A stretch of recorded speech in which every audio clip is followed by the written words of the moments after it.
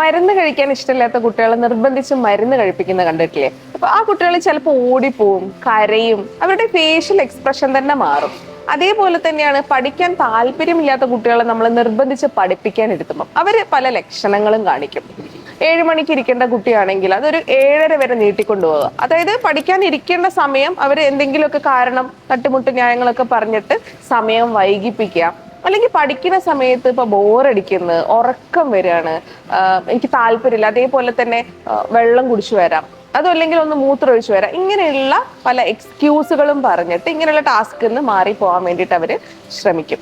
അതേപോലെ തന്നെ ഹോംവർക്ക് ചെയ്യാനുള്ള താല്പര്യക്കുറവ് കാണിക്കുക, പുതിയ കാര്യങ്ങൾ പഠിക്കാനുള്ള ക്യൂരിയോസിറ്റി ഇല്ലായ്മ, അതുമല്ലെങ്കിൽ തലവേദന, വയറുവേദന, ഇങ്ങനെയുള്ള ശാരീരികമായിട്ടുള്ള പല അസ്വസ്ഥതകളും പറഞ്ഞിട്ട് ഇങ്ങനെയുള്ള പഠിക്കുന്ന ടാസ്കുകളിൽ നിന്ന് മാറി നിൽക്കുക. അപ്പൊ ഇത്തരം ലക്ഷണങ്ങളിലൂടെ രക്ഷിതാക്കൾക്ക് കുട്ടികളുടെ പഠനത്തിലെ താല്പര്യക്കുറവ് തിരിച്ചറിയാൻ പറ്റും.